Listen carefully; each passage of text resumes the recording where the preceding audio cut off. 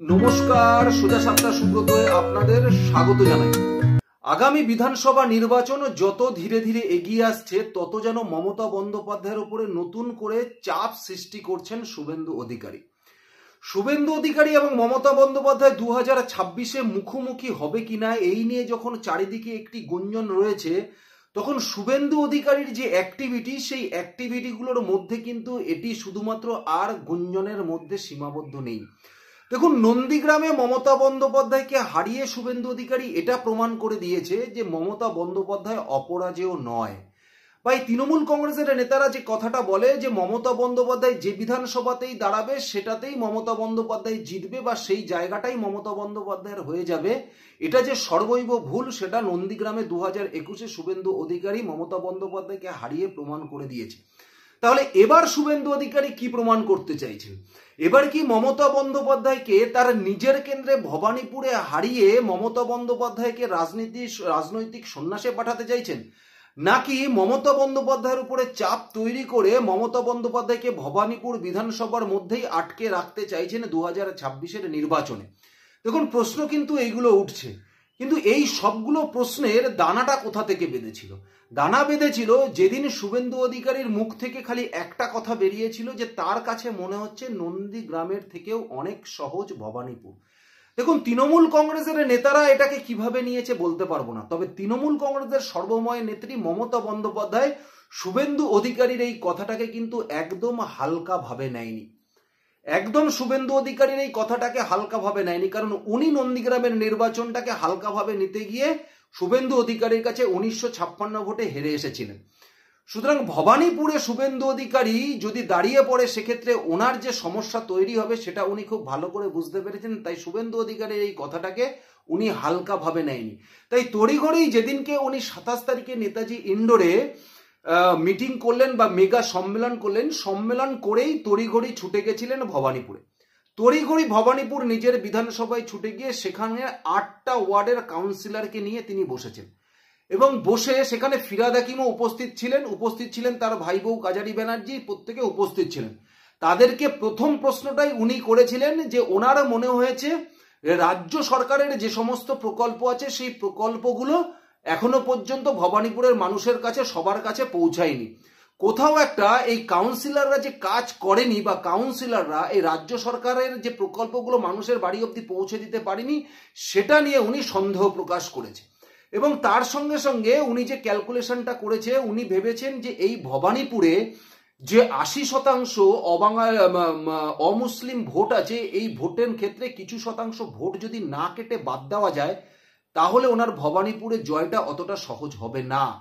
তাই কোথাও একটা তিনি পরিকল্পনা করেছেন, সেই হিসাবে নেতাজি ইন্ডোরের মঞ্চে তিনি ভুলভাল কথা, ভোটার লিস্ট নিয়ে, ভুয়ো ভোটার নিয়ে তিনি নানা রকম কথা বলে প্রমাণ করতে চেয়েছেন যে গুজরাটের ভোটার এখানে রয়েছে, যে বিহারের লোক এখানে ভোটার রয়েছে, মহারাষ্ট্রের লোক এখানে রয়েছে, দিল্লির লোক এখানে রয়েছে। এইগুলো হিসাব করে দেখিয়ে উনি মূলত অবাঙালি ভোট এখান থেকে বাদ দিতে চাইছে। এবং সেই কথা অনুযায়ী তার বিধানসভা কেন্দ্রে এই 8টা ওয়ার্ডের কাউন্সিলররা তারা নিজেরা নেমে গেছে কি, তারা তাদের নাম দিয়েছে যে ভুয়ো ভোটার সাফাই কর্মসূচি অভিযান তারা করতে শুরু করে দিয়েছিল। কারণ এই যে 8টা ওয়ার্ডের মধ্যে 5টাতে ভারতীয় জনতা পার্টির লিড ছিল এবং 3টে ওয়ার্ডে তৃণমূলের লিড, তার মধ্যে একটা ওয়ার্ডে খুবই অল্প লিড, মাত্র 279 ভোটের লিড ছিল, যেটা মমতা বন্দ্যোপাধ্যায়ের ভাইয়ের বউ কাজারি ব্যানার্জি কাউন্সিলর। কিন্তু কেন মমতা বন্দ্যোপাধ্যায় এই বিধানসভাটা নিয়ে চিন্তিত? দেখুন, শুভেন্দু অধিকারী কিন্তু শুধুমাত্র ওই কথাটা বলেই থেমে থাকেননি। শুভেন্দু অধিকারী ভবানীপুরে তার রাজনৈতিক কর্মসূচি যেরকম বাড়িয়েছে, তার সঙ্গে সঙ্গে শুভেন্দু অধিকারীর টার্গেট শুধু ভবানীপুর নয়, শুভেন্দু অধিকারীর টার্গেট কিন্তু রাসবিহারীও হয়ে গেছে। রাসবিহারীকেও টার্গেট করেছে, পাখির চোখ করেছে শুভেন্দু অধিকারী। ইতিমধ্যে শুভেন্দু অধিকারী ভবানীপুরের যারা কার্যকর্তা আছেন তাদের সাথে ইমিডিয়েট বৈঠক সেরে ফেলেছেন এবং তাদেরকে বলা হয়েছে যে এই যে ভুয়ো ভোটার সাফাই কর্মসূচি মমতা বন্দ্যোপাধ্যায়ের দলের এই কাউন্সিলররা যে বাড়ি বাড়ি করছে, তার উপরে নজরদারি চালানোর জন্য বিজেপিকে কর্মসূচিতে নামিয়ে দিয়েছে। এবং সেখানে ভারতীয় জনতা পার্টির লোকরা কি করছে, বিভিন্ন রিফ্লেট নিয়ে মানুষের বাড়ি যাচ্ছে, ফোন নাম্বার সহকারে সেখানে দিয়ে বলা হচ্ছে যে কারোর যদি ভোটার লিস্ট থেকে নাম বাদ যায় অবশ্যই এই ফোন নাম্বারে যোগাযোগ করবার জন্য। এবং গতকাল সন্ধ্যাবেলায় নিজাম প্যালেসে শুভেন্দু অধিকারীর ঘরে শুভেন্দু অধিকারী বৈঠক করলেন ভবানীপুর এবং রাসবিহারী এলাকায় যারা ভারতীয় জনতা পার্টির অ্যাক্টিভ কর্মী আছে তাদেরকে নিয়ে, এবং কোথাও একটা সেই কর্মীদের কাছ থেকে কিছু মতামত শুভেন্দু অধিকারী শুনতে চেয়েছিলেন। এবং কর্মীদের মধ্যে থেকে যে কথাটাই সবার প্রথমে উঠে এসেছে যে যেহেতু মমতা বন্দ্যোপাধ্যায় তৃণমূল কংগ্রেসের নেত্রী, মমতা বন্দ্যোপাধ্যায় ভবানীপুরে প্রার্থী হবে বা মমতা বন্দ্যোপাধ্যায় ভবানীপুরে প্রার্থী হয়, এটা শুনেই যেন তাদের কোথাও একটা মনোবলে ধাক্কা লাগে। সুতরাং যেভাবে তারা ময়দানে নামবে বলে মনে করে সেইভাবে তারা মানসিকভাবে প্রস্তুত হতে পারে না ময়দানে নামার জন্য। তারা সবাই মিলে বলেছেন যে যদি শুভেন্দু অধিকারী ভবানীপুরের প্রার্থী হন তাহলে কর্মীরা জান প্রাণ এক করে দিয়ে ময়দানে নেমে পড়বেন। সুতরাং মনোবলের দিক থেকে তাদের আর ধাক্কা খাওয়ার কোনো জায়গা থাকবে না।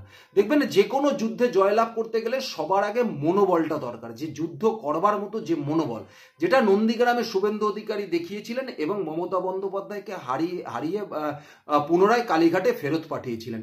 ঠিক সেরকম ভাবে শুভেন্দু অধিকারীর এই কথা উঠতেই সেখানে কর্মীদের মধ্যে মনোবল চাঙ্গা হয়ে গেছে এবং সেই বৈঠকে শুভেন্দু অধিকারী তাদেরকে পুঙ্খানুপুঙ্খানুভাবে বুথের রিপোর্ট ধরে তাদেরকে বলে দেওয়া হয়েছে যে এই 1 বছরের মধ্যে যদি আমরা বুথগুলো সাংগঠনিক ক্ষেত্রে একটু শক্তিশালী করে শুধুমাত্র ভোটের দিন বুথগুলোকে আগলে রাখতে পারি তাহলে শুধু ভবানীপুর নয়, রাসবিহারীতেও ভারতীয় জনতা পার্টির পতাকা উঠবে এবং রাসবিহারীতেও ভারতীয় জনতা পার্টির প্রার্থী জিতবে।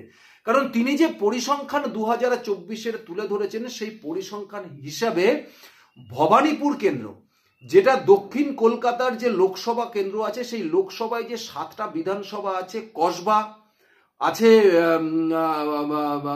বেহালা পূর্ব, বেহালা পশ্চিম, কলকাতা পোর্ট, বালিগঞ্জ এবং রাসবিহারী আর ভবানীপুর, এই যে 7টি কেন্দ্র আছে, এই 7টি কেন্দ্রের মধ্যে অঙ্ক কষে শুভেন্দু অধিকারী বলে দিয়েছেন যে ভবানীপুর এবং রাসবিহারী আমাদের দুটোতেই টার্গেট এবং ভবানীপুর এবং রাসবিহারী আমরা এবার দুটোই জিততে পারি। শুধুমাত্র এই 1 বছরের মধ্যে আমাদের এই প্রত্যেকটি বুথের সংগঠনকে একটু মজবুত করে শুধুমাত্র বুথটাকে আগলে রাখতে হবে, শুধুমাত্র বুথটাকে আগলে রাখতে হবে।